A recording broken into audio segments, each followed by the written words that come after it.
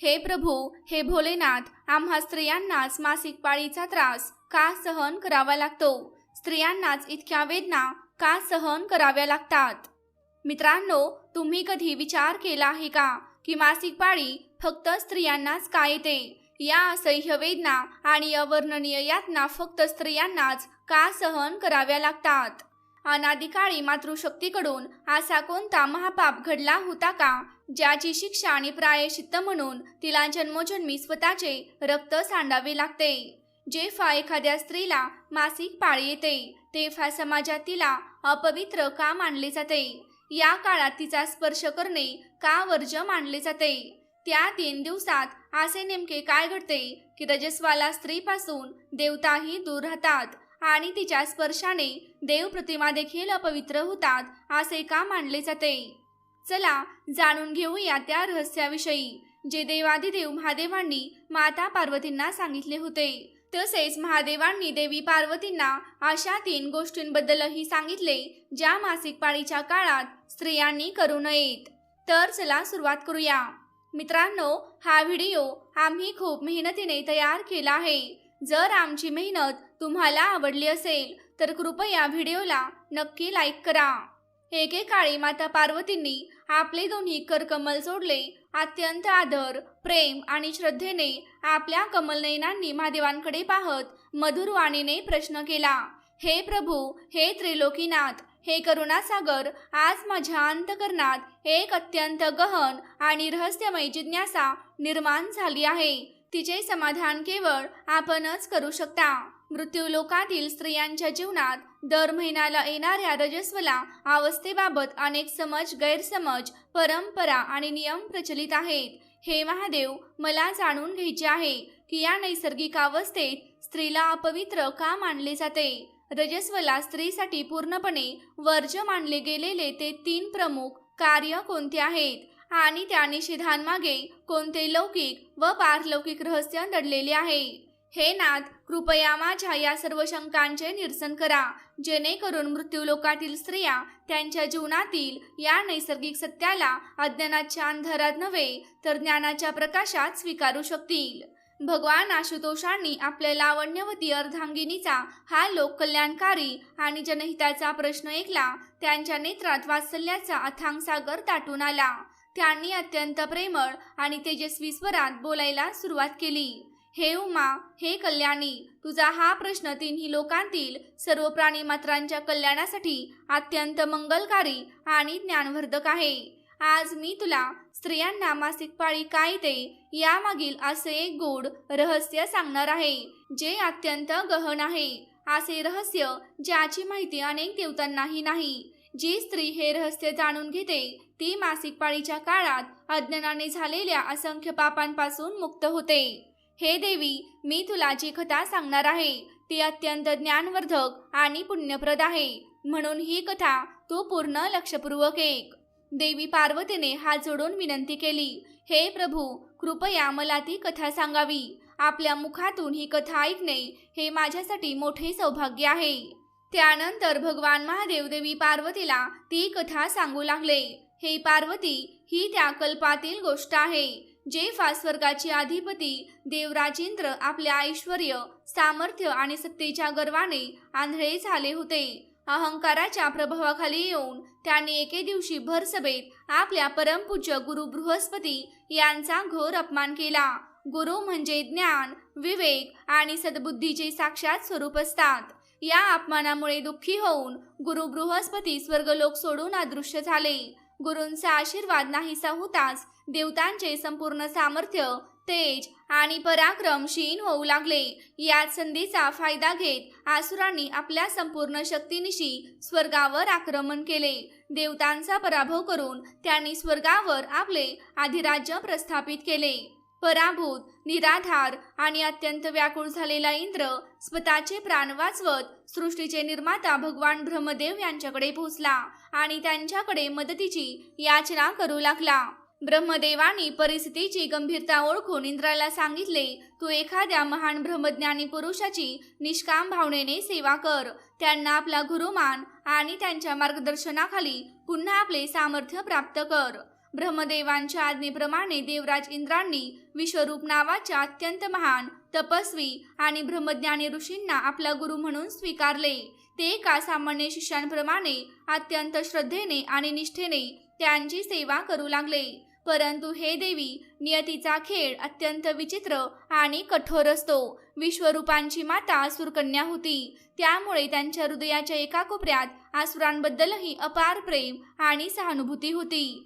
जेव्हा ते देवतांच्या कल्याणासाठी यज्ञ करत असत, तेव्हा यज्ञातील आहुती देताना ते गुप्तपणे आपल्या मंत्रांच्या सामर्थ्याने असुरांनाही त्या यज्ञातील भाग आणि आहुती अर्पण करत असत। त्यामुळे देवतांसोबत असुरांचेही सामर्थ्य दिवसेंदिवस वाढत होते। जेव्हा देवराज इंद्रांना आपल्या गुरूंच्या या भयंकर विश्वासघाताची माहिती मिळाली, तेव्हा त्यांचा क्रोध प्रलयाच्या अग्नीसारखा भडकला। क्रोध आणि सुडाच्या ज्वाळांनी त्यांचा विवेक पूर्णपणे नष्ट झाला। अत्यंत संतापाच्या भरात इंद्रांनी आपल्या व्रजाने गुरु विश्वरूपांचे तीनही मस्तक धडापासून वेगळे केले। परंतु विश्वरूप हे काही सामान्य व्यक्ती नव्हते, ते एक महान ज्ञानी ब्राह्मण होते। त्यामुळे त्यांच्या निर्दयी हत्येनंतर देवराज इंद्रांवर ब्रह्महत्येचे सर्वात भीषण, कलंकित आणि विनाशकारी पाप येऊन पडले।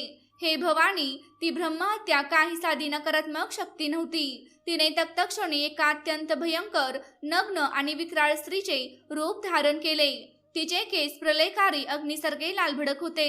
तिची वस्त्रे निळ्या रंगाची होती। तिच्या मुखातून सतत ताजे रक्त टपकत होते आणि तिच्या श्वासातून मृत माशांसारखी अत्यंत तीव्र दुर्गंधी येत होती। ती भीषण अट्टहास करत, किंचाळत आणि गर्जना करत देवराज इंद्राचा वध करण्यासाठी त्यांच्या मागे धावू लागली। भयभीत आणि थरथरणारे त्रिलोकाधिपती इंद्र आपले प्राण वाचवण्यासाठी तिन्ही लोकात पळत राहिले, पण त्या पापरूपी चेटकिनीने त्यांचा पाठलाग सोडला नाही। शेवटी पूर्णपणे थकून देवराज इंद्र सरोवरातील एका अतिसूक्ष्म कमळाच्या नळीमध्ये जाऊन लपले आणि तब्बल 1000 वर्षे त्या जलामध्ये थरथरत भगवान विष्णूंची आराधना करत राहिले।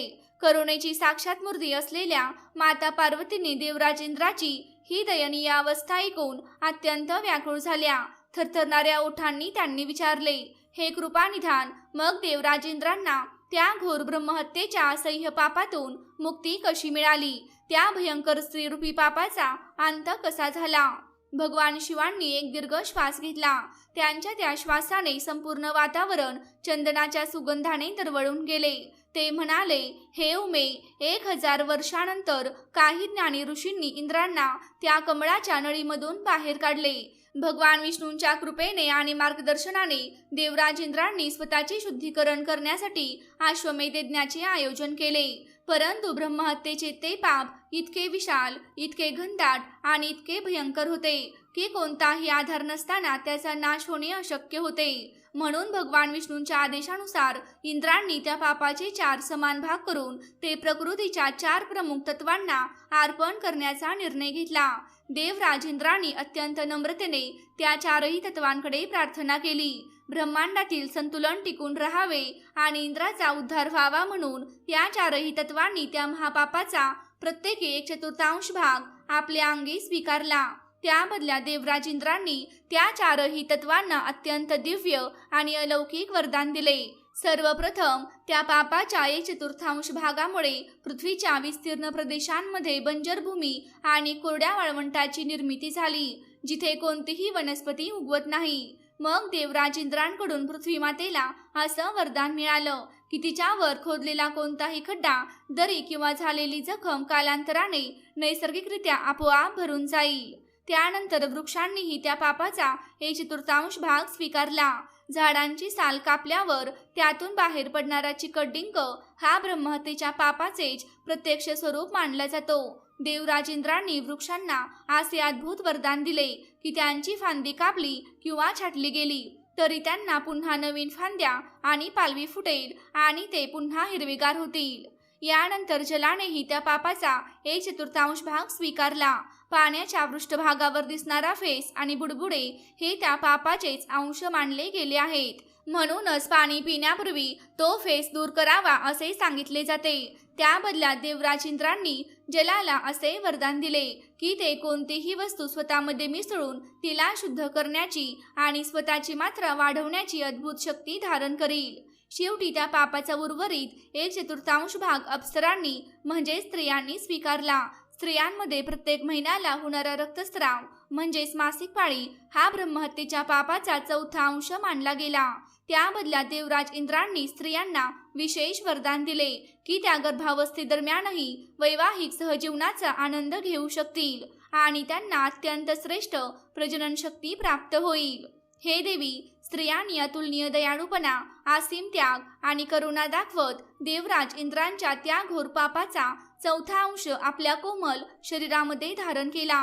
म्हणूनच प्रत्येक महिन्याला स्त्रियांना मासिक पाळीच्या या कठीण आणि वेदनादायक प्रक्रियेतून जावे लागते.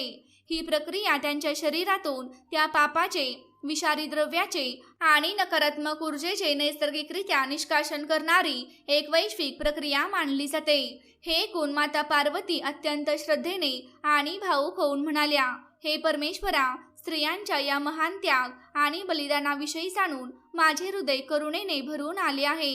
जर हा स्त्रियांनी देवराज इंद्र आणि संपूर्ण देव समाजावर केलेला महान उपकार असेल तर या काळात स्त्रियांसाठी इतके कठोर नियम आणि अनेक वर्ज्य गोष्टी का ठरविण्यात आल्या? समाज त्यांना अपवित्र का मानतो? तेव्हा भगवान शिवांनी आपल्या ज्ञाननेत्रांना उघडत ज्ञानाचा प्रकाश प्रगट केला आणि म्हणाले, हे देवी, हे नियम स्त्रियांना शिक्षा देण्यासाठी, त्यांना अपवित्र ठरवण्यासाठी किंवा समाजात त्यांचा अपमान करण्यासाठी मुळीच निर्माण केलेले नाहीत. उलट हे नियम त्यांच्या अत्यंत संवेदनशील ऊर्जेचे संरक्षण करण्यासाठी, त्यांच्या शरीराला आवश्यक असा पूर्ण विश्रांतीचा काळ मिळावा म्हणून आणि संपूर्ण विश्वातील ऊर्जा संतुलन बाधित राहावे म्हणून अत्यंत विचारपूर्वक निर्माण करण्यात आले आहेत. रजस्वला स्त्रीच्या शरीरात त्या काळात ब्रह्महत्येचा अत्यंत सूक्ष्म अंश विद्यमान असतो आणि तिचे शरीर अतिशय खोल शुद्धीकरणाच्या अवस्थेत असते. त्यामुळे 3 अशी कार्य आहेत जी तिने कोणत्याही परिस्थितीत करू नयेत. सर्वप्रथम कार्य म्हणजेच अन्न बनवणे. हे भवानी, मासिक पाळीच्या काळात स्त्रीच्या शरीरात पित्तदोष वाढतो आणि शरीराचे तापमानही तुलनेने अधिक असते. या काळात तिच्या रक्तात आणि घामात काही विशेष व अत्यंत सूक्ष्म बदल नैसर्गिकरित्या घडत असतात. असे मानले जाते की जर रजस्वला स्त्रीने अन्न शिजवले किंवा ताज्या भाज्या, फळे अथवा फुलांना स्पर्श केला तर तिच्या शरीरातील तीव्र उष्णता आणि नकारात्मक ऊर्जा त्या अन्नात आणि वनस्पतींमध्ये प्रवेश करते. अन्न हे शरीरासाठी प्राणदायी असते, परंतु रजस्वला अवस्थेत तयार केलेले अन्न ब्रह्महत्येच्या पापामुळे दूषित होते असे शास्त्रांमध्ये वर्णन केले आहे. असे दूषित अन्न ग्रहण करणाऱ्या व्यक्तीची बुद्धी, आरोग्य आणि आध्यात्मिक चेतना या 3ही गोष्टी क्षीण होतात असे मानले जाते. याच कारणामुळे स्त्रीने त्या 3 दिवसात पूर्ण विश्रांती घ्यावी आणि स्वयंपाकघरात किंवा कोणत्याही खाद्यपदार्थाला स्पर्श करणे टाळावे असे सांगितले आहे. हा नियम तिच्या शारीरिक थकव्याचा नाश व्हावा आणि तिला श्रम करावे लागू नयेत यासाठीही आहे. हे उमा, आता दुसरे कार्य 1. मानवी शरीरात 10 प्रकारचे सूक्ष्म वायू वास करतात. त्यापैकी 5 प्रमुख आणि 5 गौण मानले जातात.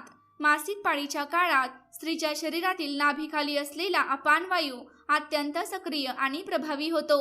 तो शरीरातील दूषित रक्त व अशुद्धी खाली ढकलून शरीराच्या बाहेर टाकण्याचे कार्य करतो. दुसरीकडे जेव्हा मनुष्य मंदिरात जातो, पूजा करतो, ध्यान करतो किंवा देवकार्य करतो तेव्हा मंत्रोच्चार आणि पवित्र नादाच्या प्रवाहामुळे शरीरातील प्राणवायू आणि उदानवायू वरच्या दिशेने सहस्राचा चक्राकडे प्रवाहित होतात.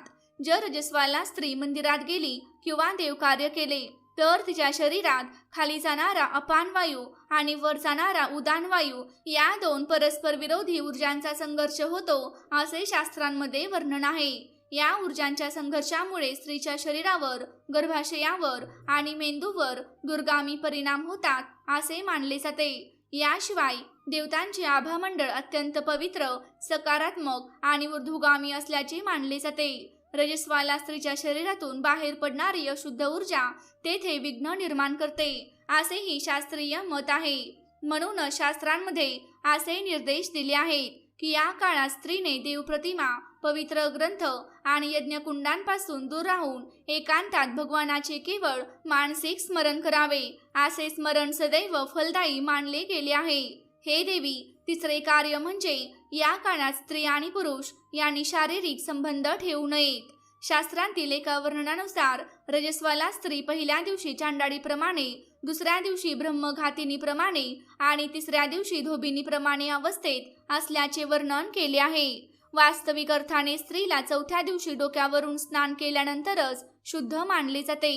या 3 दिवसांच्या कालावधीत तिच्या शरीराला अत्यंत कठोर विश्रांतीची आवश्यकता असते. जर या अवस्थेत ती आपल्या पतीसोबत शारीरिक संबंध प्रस्थापित करते तर पुरुषाची ऊर्जा स्त्रीकडे हस्तांतरित होते, तर दुसरीकडे स्त्रीच्या शरीरातून अशुद्ध ऊर्जा बाहेर पडण्याची प्रक्रिया सुरू असते. या प्रक्रियेत पुरुष त्या स्त्रीची नकारात्मक ऊर्जा आणि ब्रह्महत्येच्या सूक्ष्मतम पापाचा भार स्वतःमध्ये ग्रहण करतो. त्यामुळे पुरुषाची बुद्धी, तेज आणि आयुष्य या तिन्हींचा क्षय होतो. म्हणूनच स्त्रीने या 3 दिवसात आरामदायी शय्येचा त्याग करून भूमीवर कुशाच्या चटईवर झोपावे. कुशा हे गवत विद्युत प्रवाहाचे कुचालक आणि ऊर्जेचे सुचालक मानले जाते. ते शरीरातील अतिरिक्त व दूषित उष्णता शोषून ती भूमीत विलीन करते. या काळात तिने अलंकार धारण करणे, केस विंचरणे, मोठ्या आवाजात बोलणे, दिवसा झोपणे आणि जड शारीरिक श्रम करणे पूर्णपणे टाळावे. या नियमांचे पालन केल्यास गर्भाची शुद्धी होते आणि भविष्यात जन्माला येणारी संतती अत्यंत बुद्धिमान, तेजस्वी आणि बलवान होते. इतके सविस्तर ज्ञान दिल्यानंतर भगवान शिव काही क्षण शांत झाले. करुणेचा अथांग सागर असलेल्या माता पार्वती अत्यंत व्याकुळ होऊन विचारू लागल्या, हे नाथ, हे कृपानिधान, जर एखादी स्त्री अहंकार, अज्ञान किंवा संसारिक मोहामुळे या 3 महान निषेधांचे पालन करत नसेल तर तिची काय गती होते? कालचक्र तिला कोणता दंड देते? शिवजी अत्यंत हृदयस्पर्शी, मर्मभेदी आणि अंगावर शहारे आणणारी कथा सांगू लागले. हे उमे, कालचक्र कधीही कोणालाही क्षमा करत नाही. विदर्भ देशातील एक सत्य आणि मन हे लावून टाकणारी घटना, एक अशी घटना जिने कालचक्रालाही रडवले होते. अति प्राचीन काळी विदर्भ नगरीत सुमित्र नावाचे एक अत्यंत विद्वान, वेदपाठी, अग्निहोत्री आणि सदाचारी ब्राह्मण राहत होते. त्यांच्या पत्नीचे नाव सुशीला होते. सुशीला अत्यंत रूप होती, गृहकार्यात निपुण, पतिव्रता आणि धर्मकर्मात पारंगत होती. त्यांना सुविभूषण नावाचा एक तेजस्वी, सुस्वभावी आणि आज्ञाधारक पुत्र होता. तो वेद आणि उपनिषदांचा प्रकांड पंडित होता. सुमित्रांच्या संपूर्ण कुटुंबाला समाजात अत्यंत मान, आदर आणि प्रतिष्ठा प्राप्त होती. एकदा त्यांच्या घरी भव्य यज्ञ, अनुष्ठान आणि ब्राह्मण भोजनाचे आयोजन करण्यात आले. या महायज्ञात सहभागी होण्यासाठी दूरदूरच्या सिद्ध ऋषी, मुनी आणि विद्वानांना निमंत्रित करण्यात आले होते. संपूर्ण घर आणि अंगणात उत्सव, आनंद आणि पावित्र्याचे वातावरण पसरले होते. परंतु हे देवी, नियतीच्या लेखाला कोण बदलू शकतो? यज्ञाच्या अगदी 1 दिवस आधी जेव्हा घरातील तयारी शिगेला पोचली होती तेव्हा सुशीला रजस्वला झाली. सुशीला ही एक धर्मपारायण आणि ज्ञानी स्त्री होती. तिला रजस्वला धर्मातील सर्व कठोर नियमांची पूर्ण माहिती होती. परंतु त्यावेळी तिच्या मनात भीषण धर्मसंकट, लोकलज्जेची भीती आणि अहंकार निर्माण झाला. तिने मनात विचार केला, उद्या माझ्या घरी इतका भव्य यज्ञ आहे, शेकडो ऋषींचे आगमन होणार आहे. जर मी रजस्वाला धर्माचे पालन करून अस्पृश्यांप्रमाणे एकांतवासात गेले तर इतक्या ऋषींसाठी भोजन कोण बनवेल? समाजात आणि माझ्या पाहुण्यांसमोर माझी प्रतिष्ठा काय राहील? लोक मला काय म्हणतील की इतक्या मोठ्या आयोजनात घराची स्वामिनीच उपस्थित नाही. मी हा रक्तस्राव जाड वस्त्रांमध्ये लपवते. कोणाला काय करणार आहे? मी स्नान करून पवित्र होईन. हे पार्वती, सुशीलाच्या जीवनातील हा सर्वात भयंकर, आत्मघातकी आणि विनाशकारी चूक होती. मोह, लोकलज्जा आणि आपल्या मिथ्या अहंकाराच्या आहारी जाऊन तिने 3ही महानिषिद्ध नियमांचे घोर उल्लंघन केले. रजस्वाला असतानाही तिने पवित्र स्वयंपाकघरात प्रवेश केला. आपल्या हातांनी ऋषीमुनींसाठी विविध प्रकारचे अन्न आणि मिष्ठान्न तयार केले.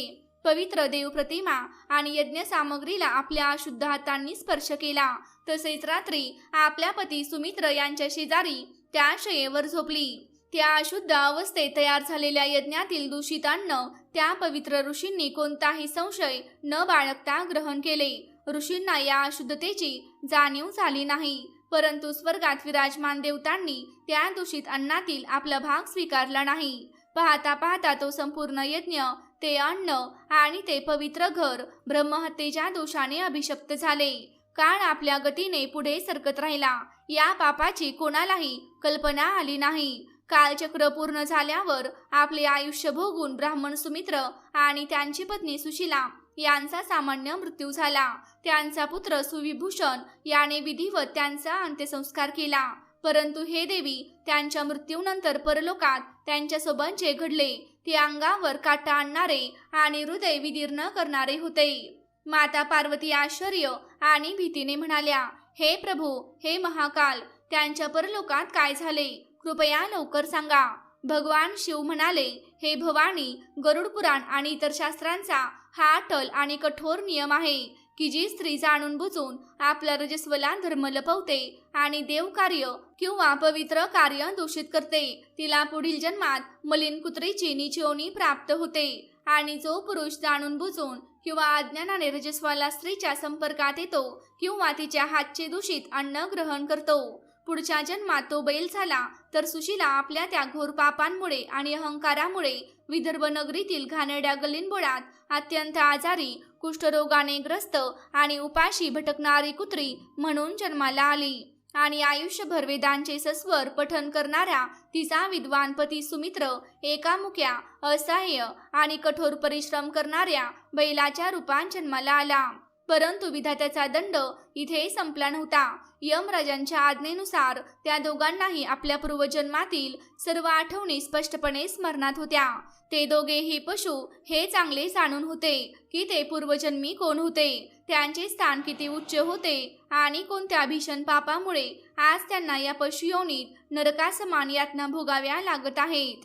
पण या कथेतील सर्वात मोठे आणि हृदय पिळवटून टाकणारे वळण तर पुढेच होते. हे देवी, नियतीच्या निर्दयी लाथा खात भूक आणि तहानेने व्याकुळ झालेले ते कुत्री आणि तो बैल कोणत्याही अनोळखी व्यक्तीच्या घरी नव्हे तर आपल्या स्वतःच्या सख्या पुत्र सुविभूषणाच्या घरी येऊन पोहोचले. सुविभूषण आता एक महान गृहस्थ आणि आपल्या नगरातील अत्यंत प्रतिष्ठित विद्वान झाला होता. एके दिवशी त्याने बाजारातून तो बैल विकत घेतला जो प्रत्यक्षात त्याचे वडील सुमित्र होते आणि त्याला आपल्या शेतात नांगरणीसाठी जुंपले. तर ती कुत्री जी त्याची सख्खी आई सुशीला होती, दारोदार भटकत उरलेले अन्न मिळेल या आशेने आपल्या मुलाच्याच घराच्या अंगणातील एका अंधाऱ्या कोपऱ्यात पडून राहत असे.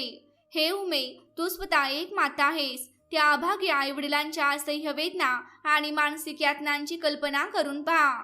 जो पिता कधी काळी उंच आसनावर बसून वेदांचे सस्वर पठन करायचा, त्यालाच आज त्याचा सख्खा मुलगा चामड्याच्या चापकाने फटके मारत कडक उन्हात चिखलाने भरलेल्या शेतामध्ये राबवत होता. ज्या मातेनं आपल्या पुत्र सुविभूषणला आपल्या पदराच्या सावलीत वाढवलं होतं, आपल्या अमृतुल्य दुधाने त्याचं पालन पोषण केलं होतं, प्रेमाने त्याच्यावर माया केली होती, तीच माता आज त्याच्या मुलाच्या घराबाहेर नालीत फेकलेल्या उष्ट्यापत्रावळी चाटून आपली भूक भागवत होती. जेव्हा सुविभूषण त्यांच्या जवळून जात असे तेव्हा त्या दोन्ही पशूंच्या डोळ्यातून रक्तासारखे अश्रू वाहू लागत. पण मुक्या पशूंच्या योनीत असल्यामुळे ते आपल्या मुलाला हाक मारून स्वतःची व्यथा सांगू शकत नव्हते. पूर्वजन्माच्या आठवणीच त्यांच्या जीवनातील सर्वात मोठा नरक बनल्या होत्या. ही कथा ऐकत असताना माता पार्वतींच्या कमळासारख्या नेत्रांतून अश्रूंचा अखंड प्रवाह वाहू लागला. त्यांनी आपल्या पत्राने डोळे पुसत भावुक स्वरात विचारले, हे स्वामी, ही तर अत्यंत भयंकर आणि असह्य शिक्षा आहे. पुढे काय झाले? भगवान शिव पुढे सांगू लागले, हे उमे, काळ पुढे सरकत गेला. एके दिवशी सुविभूषणाने आपल्या दिवंगत आई वडिलांच्या वार्षिक श्राद्धानिमित्त अत्यंत भव्य श्राद्ध आणि ब्राह्मण भोजनाचे आयोजन केले. संपूर्ण घर शुद्ध आणि पवित्र करण्यात आले.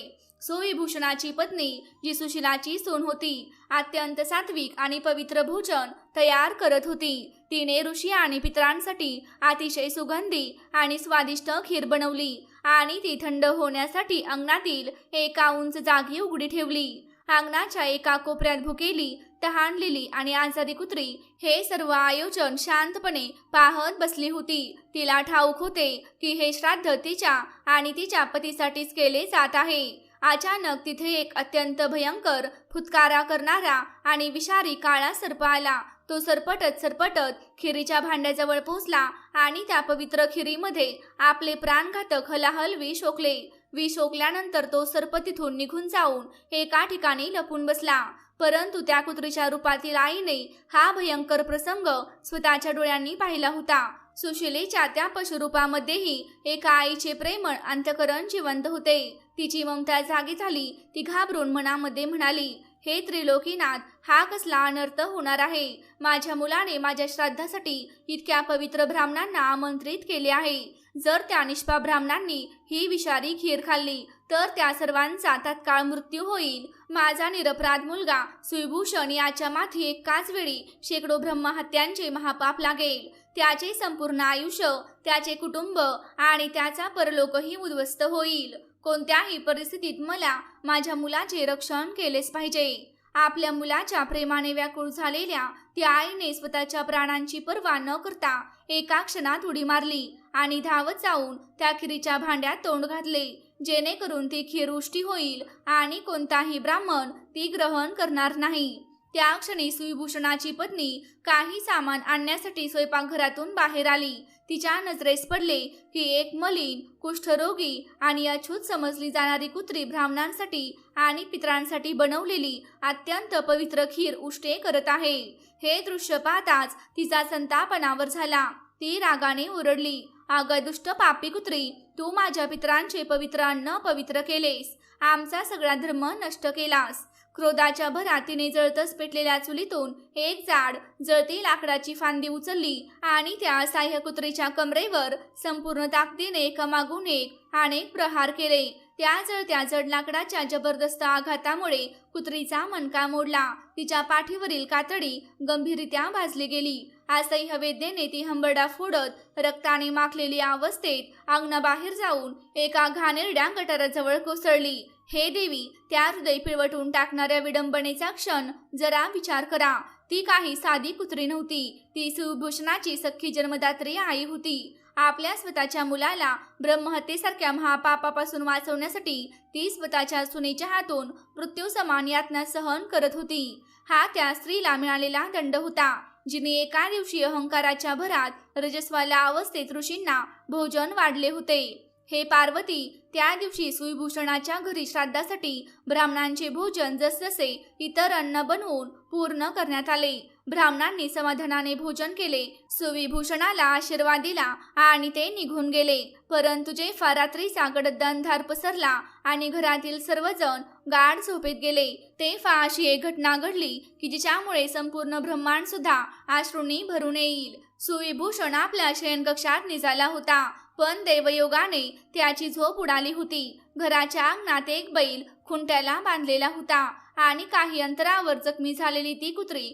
गटाराजवळ वेदनेने विफळत पडली होती. पूर्वजन्मीच्या पुण्याईमुळे आणि वेदाध्ययनाच्या प्रभावामुळे सुविभूषणला पशुपक्ष्यांची भाषा स्पष्टपणे समजत होती. मध्यरात्रीच्या भयान शांततेत असह्य वेदने तडफडणारी ती जखमी कुत्री रांगत रांगत त्या बैलाजवळ पोहोचली. ती हुंदके देत रडू लागली आणि माणसासारख्या स्वरात विलाप करत म्हणाली, हे स्वामी, हे आर्यपुत्र, आज माझ्या शारीरिक आणि मानसिक वेदनांना काहीच सीमा उरलेली नाही. आज माझ्या सख्या मुलाच्या पत्नीने माझी कंबर मोडली. तिने मला पेटलेल्या लाकडाने अत्यंत निर्दयीपणे मारहाण केली. हे नाथ, मी तर फक्त त्या विषारी खिरीला विटाळ लावून माझा मुलगा सुविभूषण याला ब्रह्महत्येच्या महापापापासून वाचवू इच्छित होते. मी ते अन्न खाल्ले नव्हते स्वामी. आज आपल्या श्राद्धाचा पवित्र दिवस होता. आपल्या नावाने या घरात 56 प्रकारचे पदार्थ तयार झाले होते. ब्राह्मणांनी तृप्त होऊन भोजन केले, पण ज्या आईसाठी हे सर्व केले जात होते त्या आईला मात्र एक कोरडा भाकरीचा तुकडाही मिळाला नाही. उलट मला ही अमानुष मारहाण सहन करावी लागली. हे प्राणनाथ, रजस्वाला धर्माचे उल्लंघन केल्याबद्दल मिळालेली ही भयंकर शिक्षा आता माझ्याकडून एक क्षणही सहन होत नाही. आपल्या पत्नीचा हा हृदयद्रावक आणि करुणाक्रोश ऐकून तो वृद्ध बैलही आपल्या डोळ्यातून अखंड अश्रुधारा वाहू लागला आणि म्हणाला, हे भद्रे, हे सुशिले, तू रजस्वाला असताना तुझा स्पर्श करणे, तुझ्यासोबत एका शयेवर निजणे आणि तुझ्या अशुद्ध हातांनी बनवलेले दूषित अन्न सेवन करणे या पापांमुळेच मला आज या बैलाच्या योनीत हा भीषण नरक भोगावा लागत आहे. तुझे दुःख पाहून माझे हृदयही विदीर्ण होत आहे. आज माझ्याच पुत्र सुईभूषणाने मला सूर्योदयापासून सूर्यास्तापर्यंत कठीण जमिनीवर जड नांगराला चंपून ठेवले. त्यामुळे माझ्या खांद्याची कातडी सोलली गेली असून त्या जखमांमधून रक्त वाहत आहे. एवढेच नव्हे, आज आपल्या श्राद्धाच्या दिवशी घरात भरपूर अन्न असूनही माझ्या पुत्राने मला मुठभर चारा किंवा थंड पाण्याचा एक थेंबही दिला नाही. आपण आपल्या स्वतःच्या घरात आपल्या लाडक्या पुत्राच्या हातून तडफडत मृत्यूची वाट पाहत आहोत. हे उमा शयनकक्षातील उघड्या खिडकीजवळ उभा असलेला सुईभूषण आपल्या मातापित्यांचा हा मूक आणि हृदयद्रावक संवाद ऐकत होता. जेव्हा त्याला हे भयावह सत्य समजले की ते दोघे मलिन प्राणी दुसरे कोणी नसून त्याचेच पूज्य आईवडील आहेत, त्यांच्यासाठी तो आज इतक्या भक्तिभावाने श्राद्ध करत होता, तेव्हा त्याच्या पायाखालची जमीनच सरकली. त्याच्या मस्तकावर जणू वज्राघात झाला.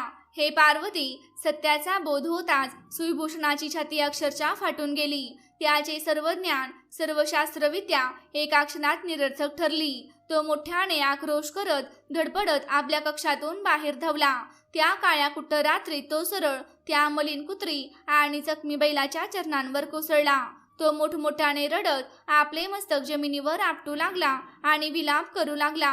हाय, माझ्या जीवनाचा धिक्कार असो, हाय, माझ्या विज्ञानाचा धिक्कार असो. हे माते, हे पिताश्री, माझ्या हातून हा किती भयंकर अनर्थ घडला. मीच माझ्या पूज्य पित्याला चापकाने मारले. माझ्याच पत्नीने माझ्या जननीच्या पाठीवर चटके दिले. हे देवराजेंद्र, माझ्यावर वज्र का कोसळत नाही? हे धरणी माते, तू दुभंगून मला तुझ्या कुशीत का सामावून घेत नाहीस? यानंतर सुईभूषणाने आपल्या आईच्या रक्ताळलेल्या जखमा स्वतःच्या अश्रूंनी धुवून काढल्या. त्या क्षणी त्याने स्वयंपाकघराचे कुलूप तोडले आणि घरातील सर्वात उत्तम भोजन, उरलेली सात्विक खीर आणि स्वादिष्ट मिठाई आणून आपल्या हातांनी अत्यंत प्रेमाने त्या दोघांना खाऊ घातली. त्याची पत्नी ही जागी होऊन बाहेर आली. जेव्हा तिला हे भीषण सत्य समजले तेव्हा ती ही छाती बडवत मोठ्याने विलाप करू लागली. परंतु आता सुईभूषणला कुठे शांतता मिळणार नव्हती. दुसऱ्याच दिवशी पहाट होताच तो अनवाणी पायांनी एखाद्या वेड्यासारख्या जंगलाच्या दिशेने धावत सुटला. आपल्या आईवडिलांची या नरकासमान जीवनातून मुक्तता करण्याचा काहीतरी उपाय शोधायचा हा एकच विचार त्याच्या मनामध्ये होता. काटरी झुडपांतून दगडधोंड्यावरून ठेचाळत रक्तबंबाळ होत तो धावतच राहिला आणि अखेर एका अतिशय दाट अरण्यात वसलेल्या एका महान सिद्ध महर्षींच्या आश्रमात पोहोचला. महर्षींच्या पवित्र चरणांवर लोटांगण घालून सुईभूषणाने आपल्या जीवनातील सर्व दुःख, वेदना आणि आईवडिलांची हृदयद्रावक कथा सांगितली. दोन्ही हात जोडून अश्रूंनी भरलेल्या डोळ्यांनी तो म्हणाला, हे त्रिकालदर्शी महर्षी, माझ्या आईने रजस्वाला अवस्थेत जे महापाप केले होते त्यासाठी या संपूर्ण ब्रह्मांडात काहीच प्रायश्चित्त नाही का? माझ्या आई वडिलांना या पशुयोनीतील असह्य यातनांतून कधीच मुक्ती मिळणार नाही का? कृपया मला योग्य मार्ग दाखवा, अन्यथा मी या क्षणी आपल्या चरणी माझे प्राण अर्पण करीन. सिद्ध महर्षींनी आपल्या तपश्चर्येच्या सामर्थ्याने आणि दिव्य दृष्टीने सर्व काही जाणून घेतले. त्यांनी प्रेमाने सुईभूषणाच्या मस्तकावर हात ठेवला आणि त्याला धीर देत म्हणाले, हे पुत्रा, शांत हो. तुझ्या आईने रजस्वाला अवस्थेत अहंकाराच्या भरात जे ते निषिद्ध नियम मोडले ते निसंशय अत्यंत घोर पाप आहे. परंतु सनातन धर्म हा अत्यंत दयाळू आहे. येथे प्रत्येक चुकीसाठी, प्रत्येक पापासाठी प्रायश्चित्ताचा मार्ग उपलब्ध आहे. त्यानंतर महर्षींनी त्याला एक अत्यंत पवित्र आणि मोक्षदायी उपाय सांगितला. त्यांनी सुईभूषण आणि त्याच्या पत्नीला ब्रह्मचर्याव्रताचे कठोर पालन करत भगवान शिवांचा अभिषेक, पूजन आणि अखंड तपश्चर्या करण्याची आज्ञा दिली. महर्षींच्या आदेशाचे पालन करत सुईभूषणाने अत्यंत कठोर ब्रह्मचर्य व्रत स्वीकारले. तो दररोज पवित्र नदीत स्नान करून विधीपूर्वक भगवान शंकराचे आवाहन करीत असे आणि संपूर्ण श्रद्धा व नियमबद्धतेने त्यांची पूजा अर्चना करीत असे.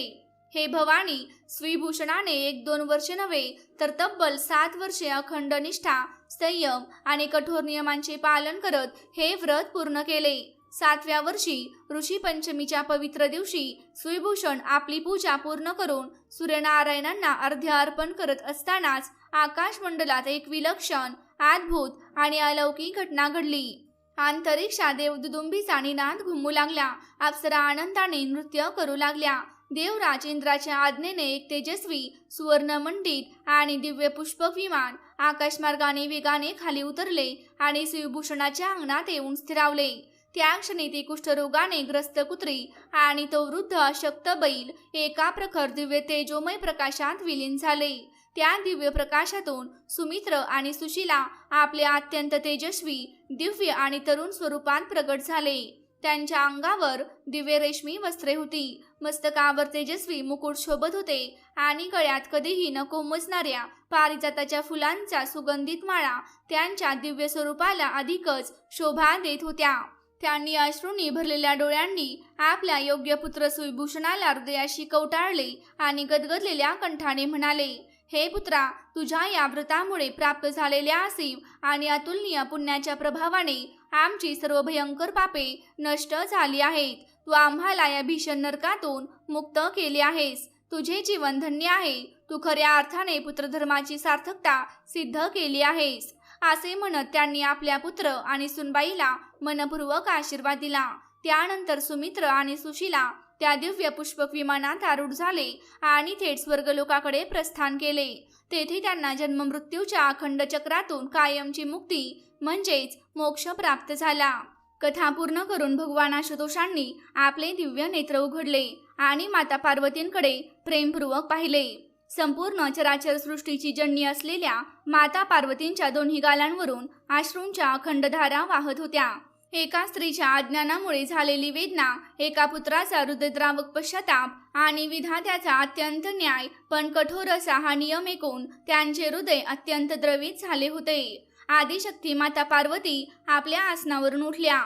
अत्यंत आदर, नम्रता आणि अखंड भक्तिभावाने त्यांनी आपले दोन्ही हात जोडले. भगवान शिवांच्या श्रीचरणी मस्तक टेकवले आणि गदगदलेल्या कंठाने म्हणाल्या, हे प्रभू, हे करुणासागर, आपल्या श्रीमुखातून ही अलौकिक, दिव्य आणि सर्वोच्च ज्ञानाने परिपूर्ण कथा ऐकून आज मी कृतार्थ आणि धन्य झाले आहे. माझ्या मनातील सर्व भ्रम आणि अज्ञानाचा अंधकार दूर झाला आहे. आज मला पूर्णपणे समजले आहे की सनातन धर्मात सांगितलेले नियम, विशेषतः रजस्वला स्त्रीसाठी सांगितलेले त्रिनिषेध, हे कोणतेही सामाजिक शोषण, भेदभाव किंवा पुरुष प्रधान समाजाची निर्मिती नाहीत. उलट ते स्त्रीच्या अमूल्य शारीरिक ऊर्जेचे संरक्षण, तिच्या प्राणांची रक्षा, भावी संततीची शुद्धता आणि संपूर्ण ब्रह्मांडाची पवित्रता टिकवून ठेवण्यासाठी केलेले अत्यंत वैज्ञानिक, आयुर्वेद संमत आणि आध्यात्मिक असे विधान आहे. हे नाथ, हे परमेश्वरा, मी आपणास दृढ वचन देते की या दिव्य ज्ञानाचा, रजस्वला धर्माच्या वैज्ञानिक आणि पौराणिक महत्त्वाचा तसेच ऋषी पंचमीच्या या मोक्षदायी व्रताचा मी संपूर्ण मृत्यूलोकात आणि तिन्ही लोकात प्रचार प्रसार करीन, जेणेकरून भविष्यात कोणतीही स्त्री अज्ञानामुळे किंवा आधुनिकतेच्या खोट्या अहंकारामुळे सुशीलाप्रमाणे चूक करणार नाही आणि कोणत्याही पुत्राला सुविभूषणाप्रमाणे यातना व वेदना सहन कराव्या लागणार नाहीत. भगवान शिवांनी आपल्या करकमलांनी माता पार्वतींना उचलले आणि अत्यंत प्रेमाने तथास्तु असे म्हणत त्यांना दिव्य आशीर्वाद दिला. त्या क्षणी कैलास पर्वतावर कोट्यावधी देवतांनी आकाशातून नंदनवनातील दिव्य पुष्पांचा वर्षाव केला. गंधर्वांनी मंगल गायन सुरू केले आणि संपूर्ण हिमालय पर्वत हर हर महादेव आणि जय भवानी या दिव्य जयघोषाने दुमदुमून केला. ही कथा केवळ एक पौराणिक आख्यायिका नाही, तर संपूर्ण मानवजातीसाठी, विशेषतः नारी शक्तीसाठी एक अमूल्य वारसा आणि जीवनमार्ग दाखवणारी मार्गदर्शिका आहे. ती आपल्याला निसर्गाच्या शाश्वत नियमांचा आदर करणे, अहंकाराचा त्याग करणे आणि आपल्या धर्माचे वैज्ञानिक दृष्टिकोनातून पालन करणे शिकवते. मित्रांनो, आशा आहे की तुम्हाला ही कथा आवडली असेल. व्हिडिओला नक्की लाईक करा आणि कमेंटमध्ये हर हर महादेव अवश्य लिहा. धन्यवाद.